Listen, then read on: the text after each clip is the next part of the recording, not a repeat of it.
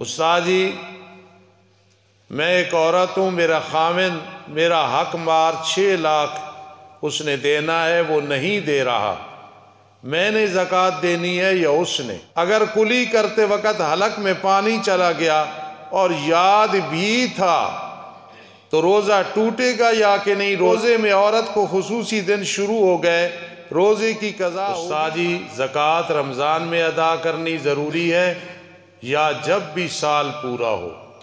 جب بھی سال پورا ہو زکوٰۃ دینی ہے، رمضان کی قید نہیں ہے۔ ہاں رمضان میں ثواب زیادہ ہے، حساب کر لیا رمضان میں ادا کر دی، اس میں تو کوئی حرج نہیں ہے، لیکن رمضان میں زکوٰۃ دینی جبکہ سال رمضان میں پورا ہو رہا ہو، پھر رمضان کے اعتبار سے حساب کرنا ہے انشاءاللہ۔ استاد جی میں ایک عورت ہوں، میرا خاوند میرا حق مار 6 لاکھ اس نے دینا ہے، وہ نہیں دے رہا، میں نے زکوٰۃ دینی ہے یا اس نے؟ جب تک اس عورت کے قبضے میں نہیں آئے گا یہ 6 لاکھ اس نے زکوٰۃ نہیں دینی، جب مل جائیں گے پھر اس نے سال گزر جائے گا تو انشاءاللہ اس پہ 40واں حصہ ہوگا۔ ایک اور سوال کہ سنا ہے کہ افطاری کرتے وقت اگر چند آدمی کوئی کھجورے دے، کوئی سیب دے، کوئی اور چیز دے، پہلی جو کھائیں گے اس میں افطاری کا ثواب ہوگا، باقی نہیں ہوگا۔ نہیں بھائی، دسترخوان پہ جو کچھ ہے، پہلا لقمہ ہے، آخری ہے، سب افطاری کے ثواب میں ہوگا۔ جس نے کھجوریں دی اسے بھی ثواب، جس نے سیب دی اسے بھی ثواب، جس نے شربت دیا اسے بھی ثواب، جس نے بریانی دی اسے بھی ثواب۔ اس لیے یہ مسئلہ سن لیں۔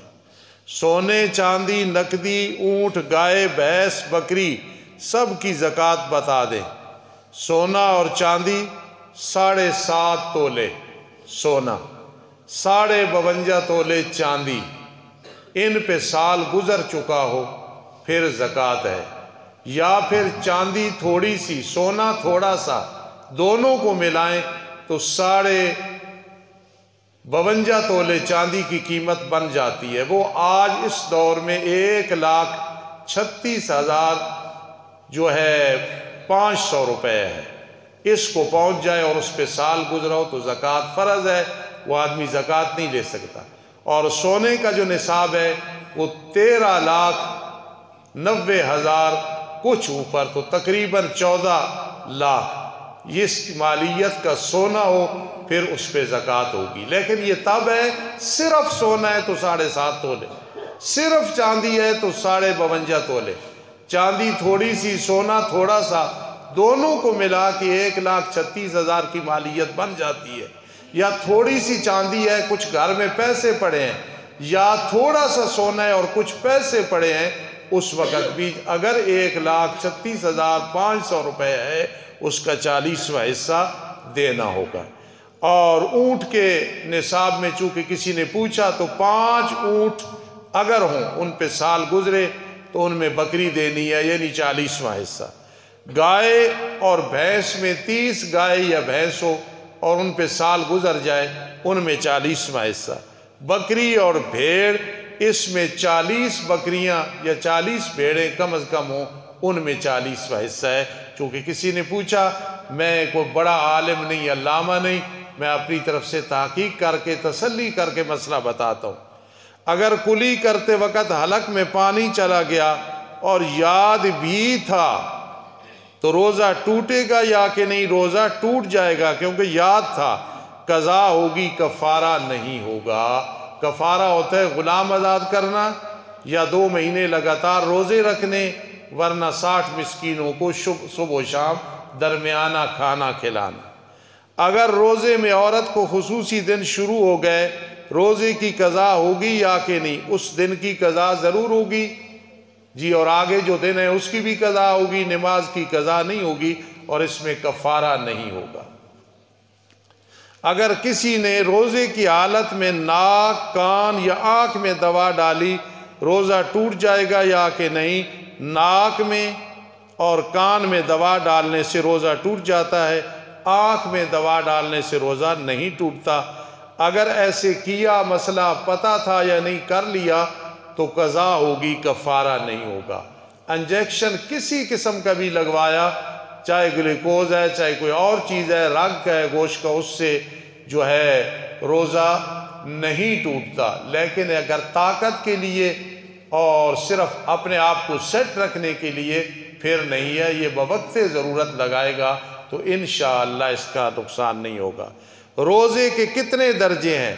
روزے کے درجے ہیں 3۔ اخص، زبان پہ کنٹرول، کان پہ کنٹرول، بالکل غیبت نہ سننی نہ کرنی، جھوٹ نہیں بولنا، نظروں کی حفاظت، یہ اخص روزہ ہے۔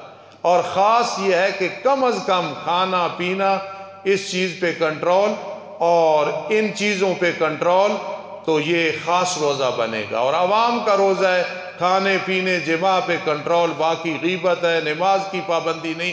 یہ وہ روزہ ہے جو عطا الرحمن صاحب آپ کے خطیب بتا رہے تھے کہ اللہ فرماتا ہے مجھے ایسے روزے کی ضرورت نہیں ہے۔ تو اب 3 قسمیں بن گئیں۔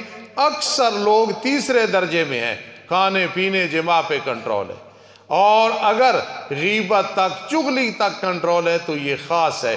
اور اخص یہ ہے کہ دل میں گناہ کا خیال بھی نہ آئے، یہ کتب ابدال اولیاء اللہ اور آپ جیسے بھی کئی لوگ ہیں۔ اللہ پاک ہمیں کم از کم دوسرا درجہ نصیب فرما دے، پہلا درجہ نہ ہو کہ صرف کھانے پینے پہ کنٹرول ہے، نہ نماز ہے، نہ اور نیکیاں ہیں، نہ گناہوں پہ کنٹرول ہے۔ اللہ عمل کی توفیق نصیب فرمائے۔ پہلے عشرے میں کون سی دعا پڑھنی چاہیے؟ یا حیو یا قیومو برحمتک نستغیث، یا حیو یا قیومو برحمتک نستغیث۔ اور اگر یہ یاد نہ ہو تو صرف اللہ رحمت کر، اللہ رحمت کر، اللہ رحمت کر، اور درود شریف کی کثرت، اس میں بھی رحمت مانگنی آ جاتی ہے۔ اللہ عمل کی توفیق نصیب فرمائے۔